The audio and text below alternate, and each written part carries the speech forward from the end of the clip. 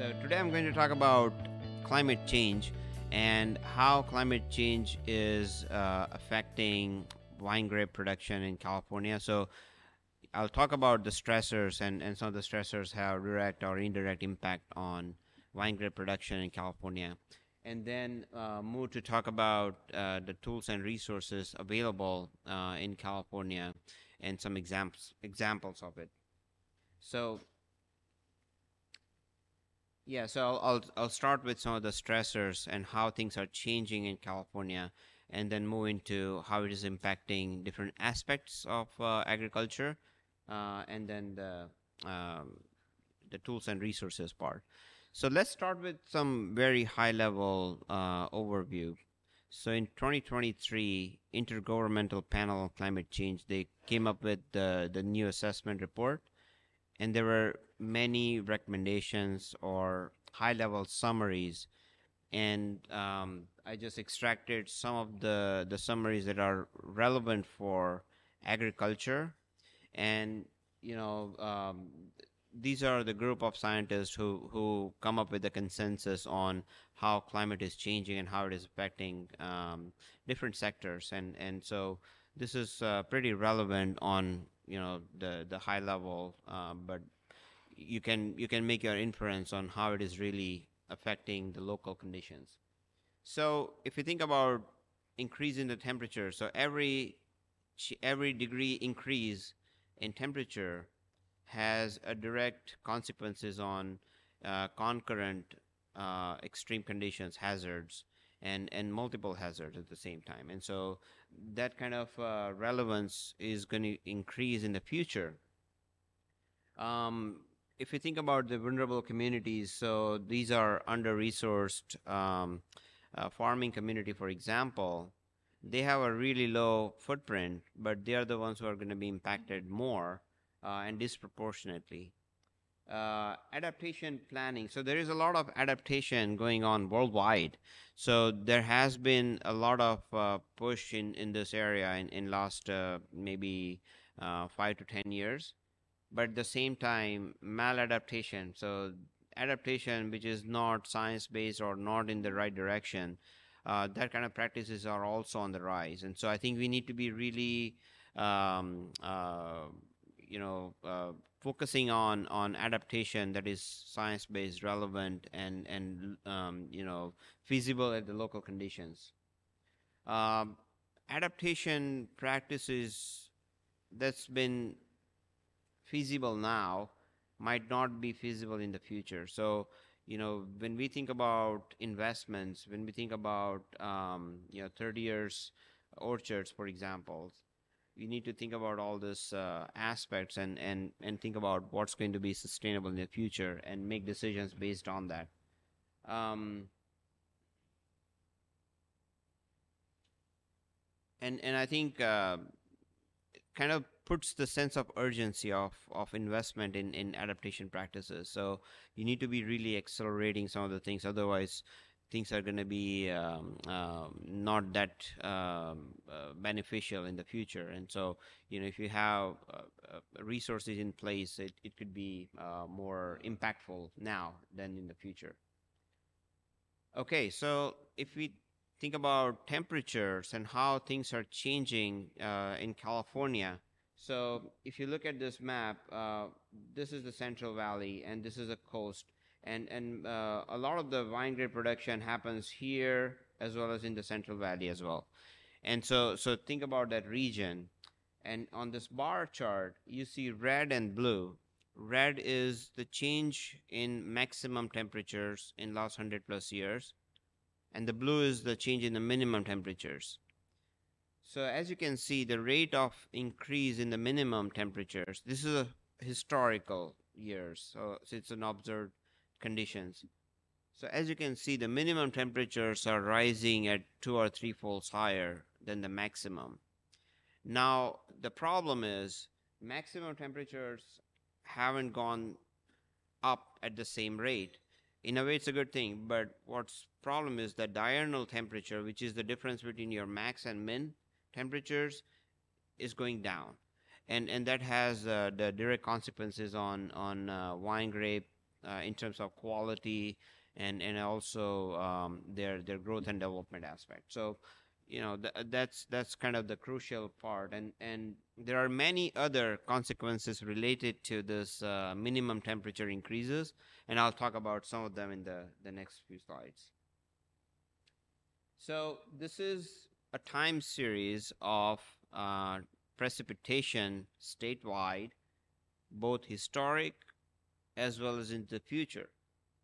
And you have this red and blue, which are different scenarios of how precipitation might shift. One problem here is I don't see any trend. There is clearly no trend. So there is no confidence, even for the future projections, in saying that whether California is going to be in the wetter side or the drier side. But what's more, people are, or the climate scientists are more confident about, is we are going to have both extremes. So we'll have to be prepared for flood conditions as well as drought conditions. And when we have drought, it's a higher chance of getting, multi-year mega drought type of situations. And so, it's kind of the future reality for California, and many other places in the world are heading to the same type of scenario. The other thing about, as you know, California, most of the rainfall happens in the winter time frame. So, the typical time for rainfall is November through March. And there is more confidence in saying that the entire wet season is going to shrink more and more. So even if you get the same amount of rain, imagine getting in, instead of 4 months, you might get it in 2 months. And so, it will increase the single day extreme precipitation type of events. Snowpack, that's another natural water storage for the state. And as you can see, this is the range. It's called the Sierra Nevada mountain range, and that's where most of the snow accumulates during winter.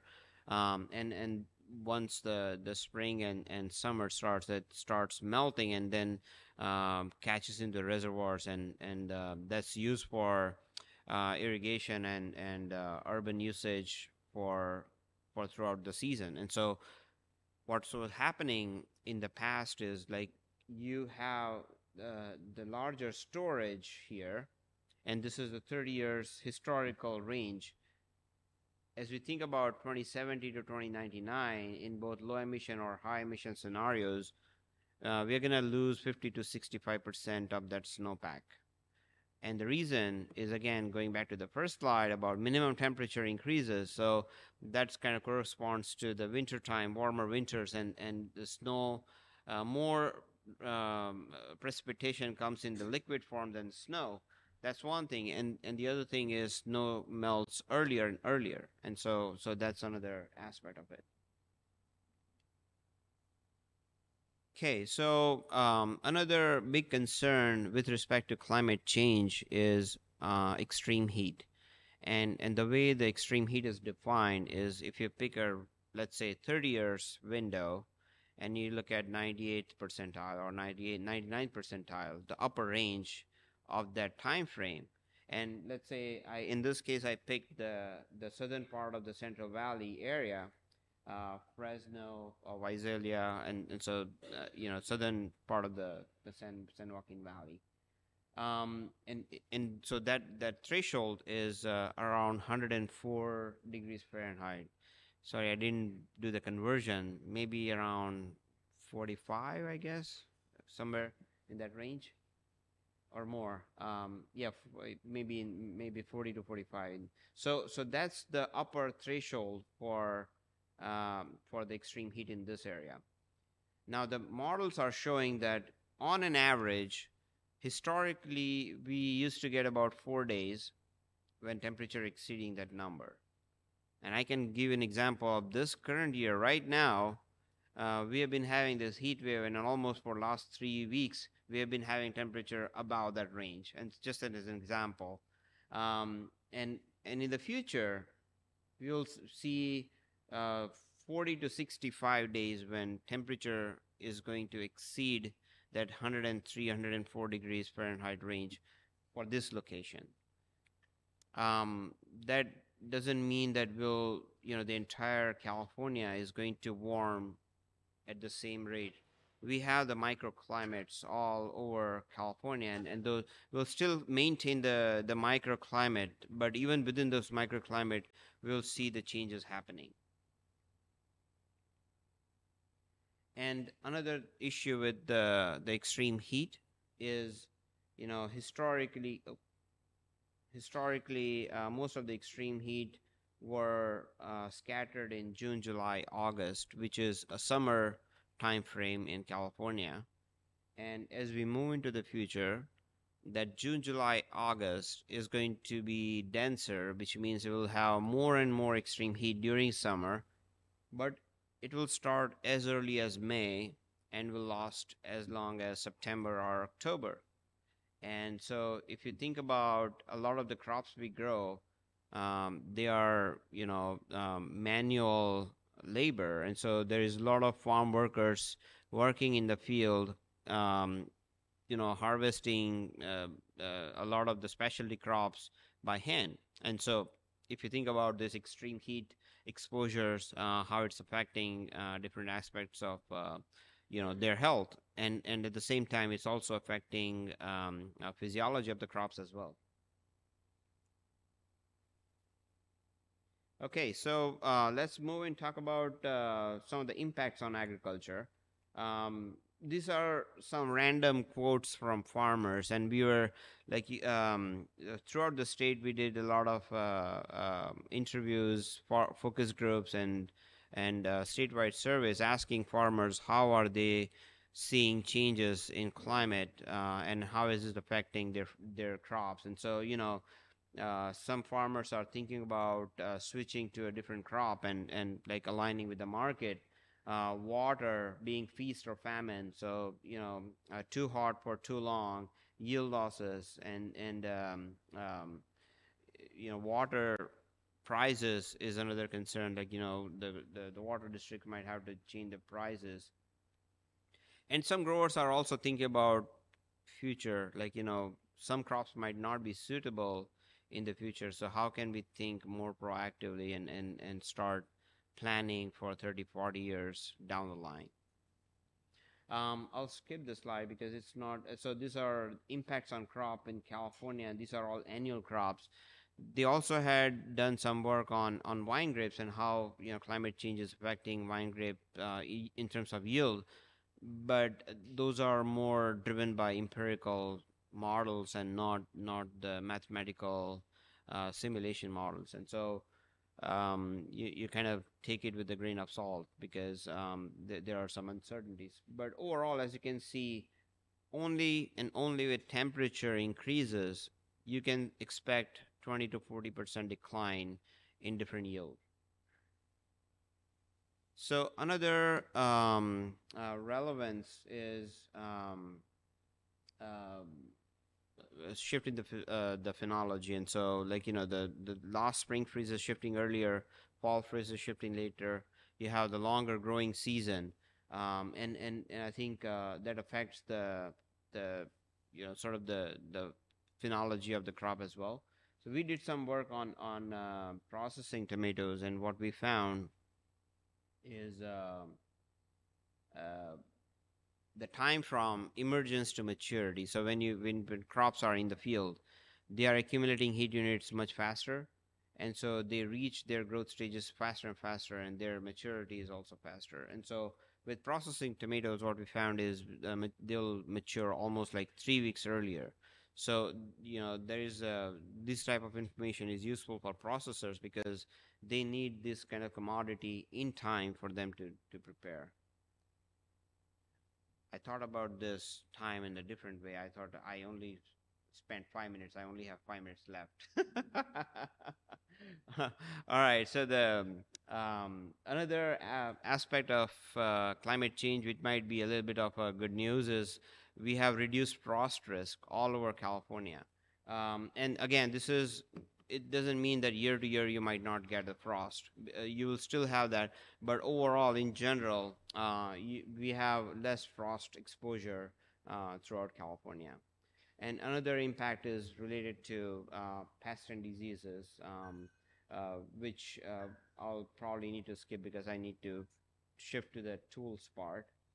But just to very quickly, there is a major pest called Navel orangeworm, which is prominent for walnut, almond, pistachios. Historically, we would expect one or two counties having that pest presence.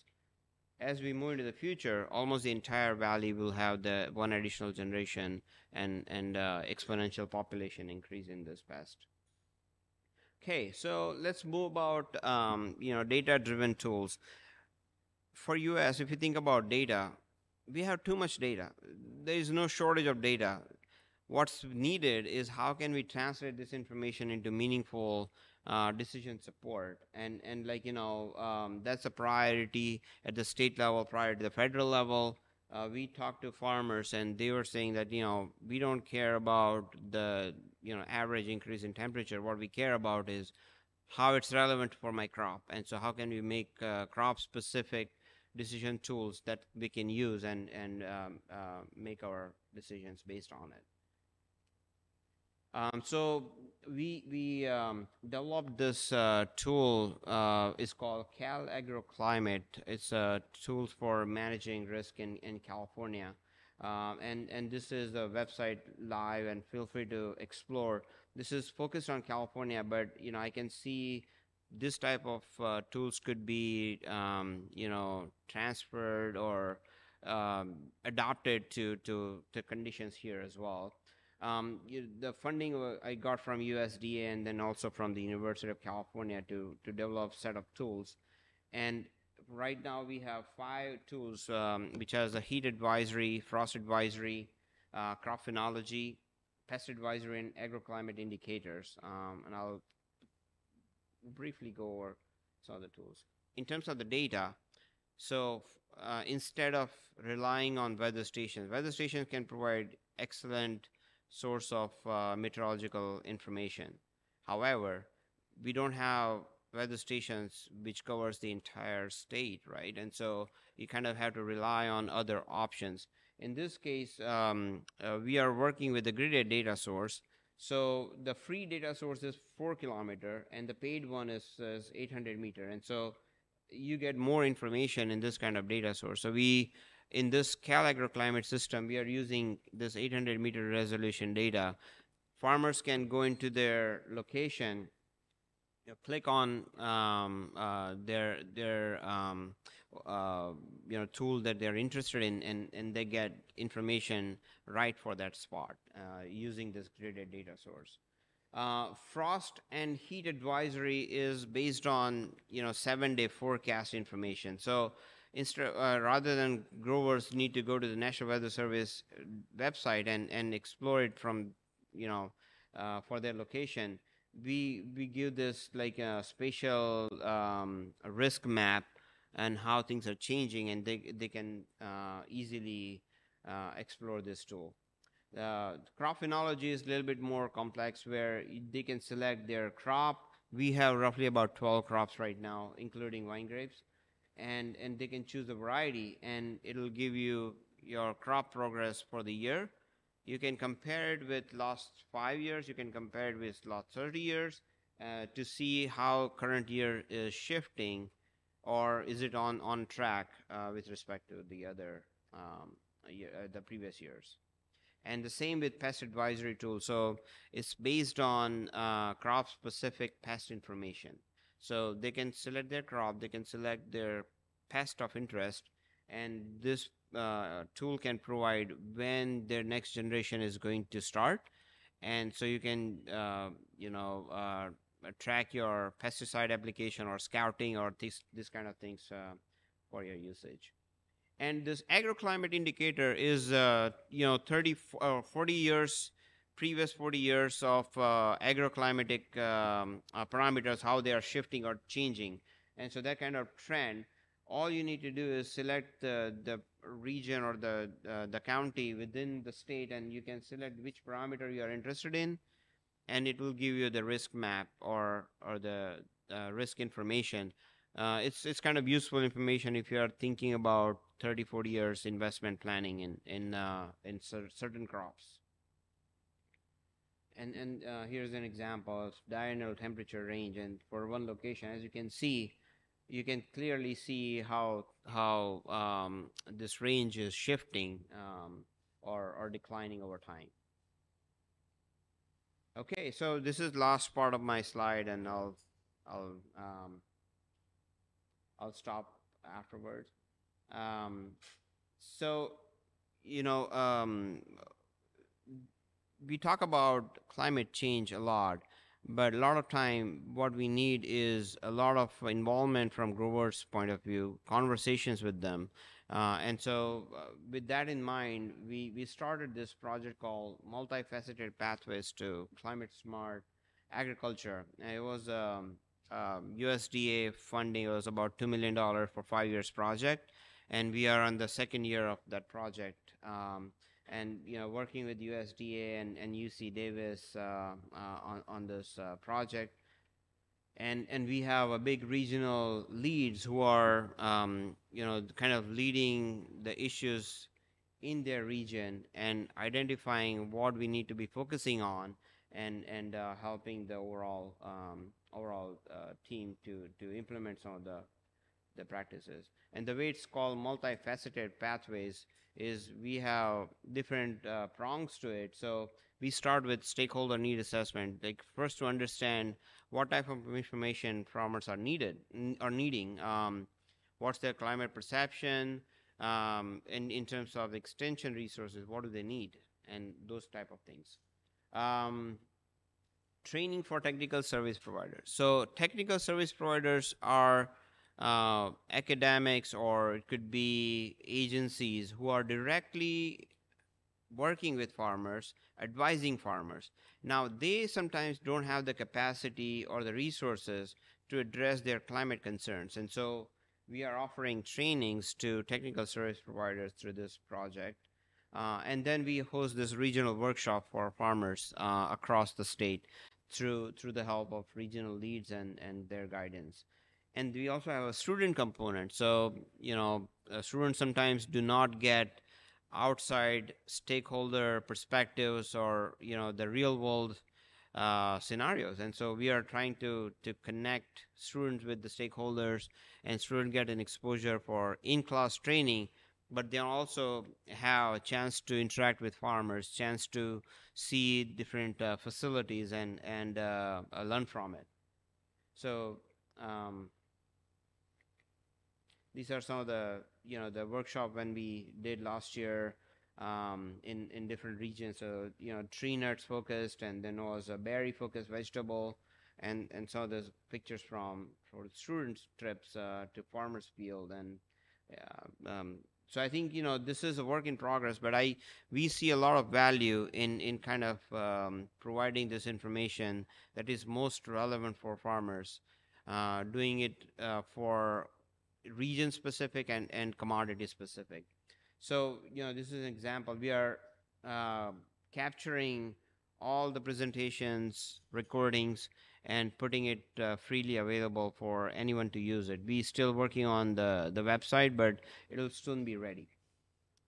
Okay, so last couple of thoughts. We need to really enhance. We know that the things are changing, but we don't know, or we haven't quantified the impacts of climate change, impacts of extreme heat on different crops. So we really need to quantify that. We really need more localized research, and it needs to be more holistic in the sense, not focusing on one aspect, but rather than looking into social, economic, agronomic aspect, and then work with different aspects of it. We rely a lot on models, but many times models are not prepared in a way to capture the current situation. And so we need to be working to really parameterize and get these models ready for doing any type of work. And I think, if we have a better forecast, it should be used for, best management practices or water management practices. And I think that the last point is the most important. Like, simply providing this type of information is not enough. We need to engage farming community from the beginning of the project, from the initial part, and tailor resources based on their need, as opposed to doing the other way. I'll stop here. Thank you.